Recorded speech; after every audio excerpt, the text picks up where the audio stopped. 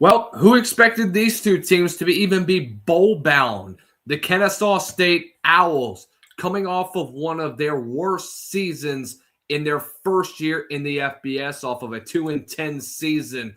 1 year later, a CUSA champion and a chance to win 11 games. Western Michigan, coming off of a 6-7 season and a 4-8 season in the first 2 years under Lance Taylor, breaks off and wins the MAC championship, and the winner with an opportunity to have one of the best seasons that both teams have had in quite some time.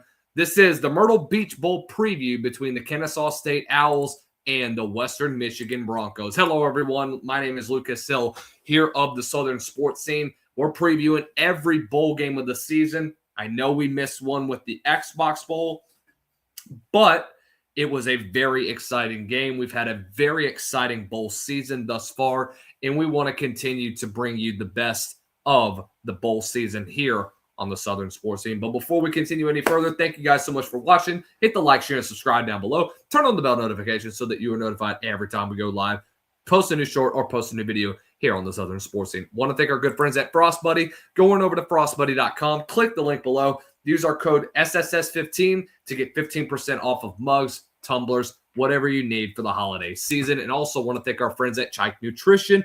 20 grams of protein, 1 gram of sugar, 1 gram of fat in every scoop of coffee that you get when you use the link down below, and get yourself 10% off when you click it as well. Kennesaw State's defense has been the story of the season. And they're one of the biggest reasons why Kennesaw State had the success they had this year.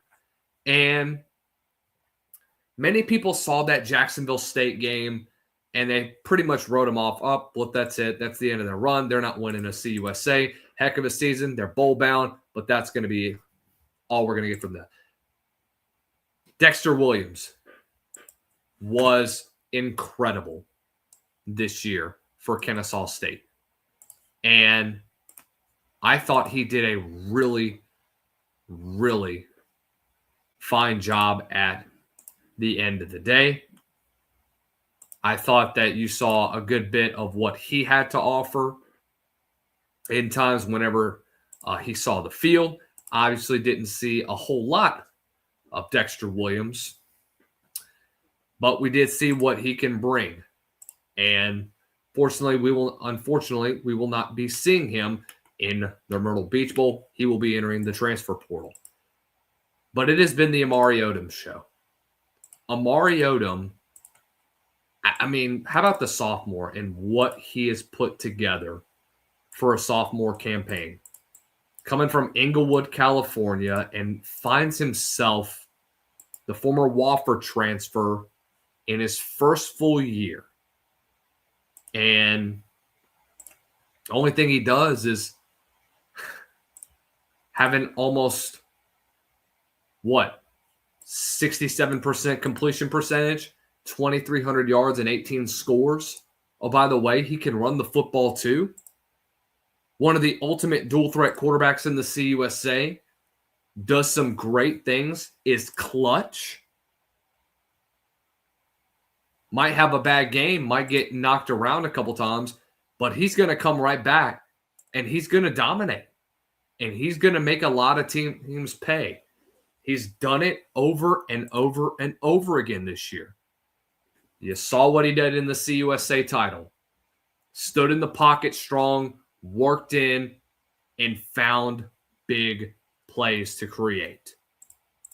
That's what Kennesaw State has thrived on this year, is developing big plays. And when Amari Odom is on, you know that he's on.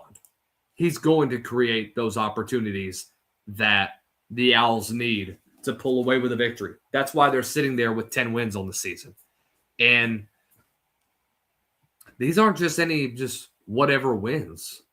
Okay, they kept it close with Wake Forest.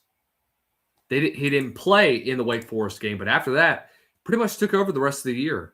Beat Arkansas State, and that's when we knew Kennesaw State was going to be for real. And you saw what he's done this year. He's going to be a really good player. for this Kennesaw State Owls team in the near future. And his ceiling is extremely high. But it wouldn't be anything without what that defense has done. And I mentioned briefly about what they've done. But I want to tell you about what majority of the team has done. Elijah Hill, 9 sacks on the season. Elite edge rusher. He's a freshman, by the way, from Bryant, Arkansas. And you want to talk about a kid that is a 3-time state champion. He has the record for the career sacks and tackles for loss. And he goes into his first full year as a freshman, and what does he do? He has 9 sacks. He has 2 sacks in the conference championship against Jacksonville State. And we've seen him in games against UTEP, against teams against New Mexico State. You've got to put an extra defender on him if you're wanting to win this football game. Elijah Hill can make you pay as well. Or Elijah Hill can make you pay off the edge. He's going to be very dangerous. Tylen Dunlap has been the leader of that Owls defense. 24 tackles, 5 sacks this year. Having his career best year that he's had. And he's done really well. You know, he's a former Georgia State defensive lineman. Came in last year in the first full year. And he knows what it was like during that turnover. But they believe. Jerry Mack, I got to give Jerry Mack all the credit in the world of what he was done. Jerry Mack is a really damn good coach. And to be honest with you, if they lose him in the next couple of seasons, it would be devastating for Kennesaw State. But you know what they've done? They're not letting him go anywhere. They just signed an extension not too long ago. So he's going to be in Kennesaw, Georgia for a while. 3 MEAC championships before as the former head coach at North Carolina Central, former Jacksonville Jaguars running backs coach and Tennessee running backs coach. I wasn't really all that big on the hire of Jerry Mack. I was very surprised that they fired Brian Bohannon after they started 0-6 and seeing what that team had went through, guys. You know, they beat Liberty, massive win last year against Liberty, and they fire him. I was very much against it. I was like, man, it's their first full year. Why are you firing a coach right now? Well, who cares? They've won 10 games and then won the CUSA, so I guess it was a good hire at the end of the day. Offensively, you've done a really good job, and I think you're going to continue to grow in that department. Let's talk about the side of Western Michigan. Their strength has been the defensive side of the ball. Number 15 in total defense this year. They only give up just under 300 yards a game. Okay? And they've done a really, really good job of getting off the field on third down. Just a 31% conversion rate. That's best for 14th in all of college football. Their defense has been incredible. Chris O'Leary has done a really good job of transforming that defense. And by the way, it's not a good that wasn't a good defense last year. That wasn't. And they had a lot of roster turnover from last year. Scott Power, and in my mind, he was a guy that I thought that did well, forced turnovers, but this year they're even better. They're so much better than where they were last year. They are more consistent on third down, and you know what that has led to? More scoring opportunities and better field position for that offense. They've consistently improved, and they've shown that they can compete at a high level in the MAC. And it's going to be an early game tomorrow. It's a 10 a.m. kickoff. Holy cow. That's crazy to me. Guys, Brock Lowry is going to run the piss out of the football. He is not a throwing quarterback. He's not going to be a throwing quarterback, but he doesn't have to be. NAC Offensive Player of the Year this year, and he's a former Indiana quarterback, so didn't get a whole lot of playing time last year. Follows Walt Bell, the former offensive coordinator at Indiana, by the way, to Western Michigan. And what do? They put up big numbers. And when you have performances like you had against Miami of Ohio, which, by the way, they were favored in that football game, but Miami had beat them earlier in the season. You know what they did? They exposed them defensively. What does Miami or what does Western Michigan come back and do? They hold them to 272 yards of total offense. And they hold them to 73 yards rushing, and they dominate the time of possession. The two-headed monster is with Brock Lowry and Jaden Buckley. Jaden Buckley, 829 yards this year, averages just under 5 yards a carry, had 193 yards against Miami of Ohio. He's had 2 of the last 3 games.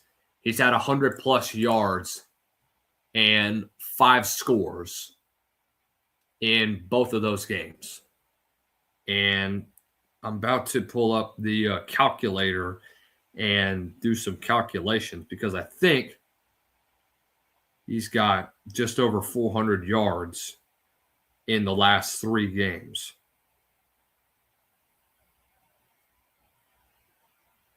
He's got almost 400 yards the last 3 games of the season. 396.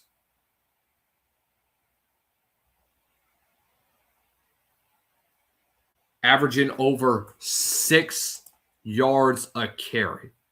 He's been dominant on the ground. And they're gonna use him a lot. And going up against a Kennesaw State defense that has had its moments, I think they're still a top 20 defense overall. They haven't played an option-oriented offense like what Western Michigan brings. You can say that, they played Arkansas State. Guys, Jalen Raynor's not really a running quarterback. He's just not. You could say Jacksonville State, and I would agree with you on that part. But Cam Cook was really the primary one who kind of took over in that football game. All right. And Kennesaw State was able to shut them down on the ground. So this is going to be a very heavy line of scrimmage-based game. The line is 3, set for Western Michigan as the 3-point favorite going into this one. Do I have the underdog going into this one? That has been pretty much, they said it wouldn't be possible all season long. I'll say this. It's going to like I mentioned, it's going to determine on whose line of scrimmage is going to show up in Myrtle Beach. Will it be Western Michigan's or will it be Kennesaw State's? I have a very, very interesting feeling that this Broncos defense is going to hold their own for the first half of the season, but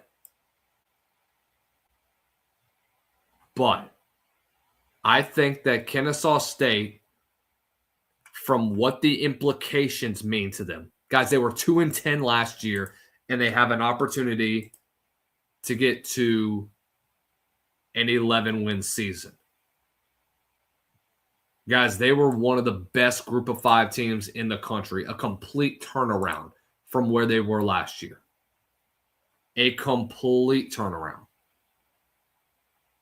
3rd in total defense, 3rd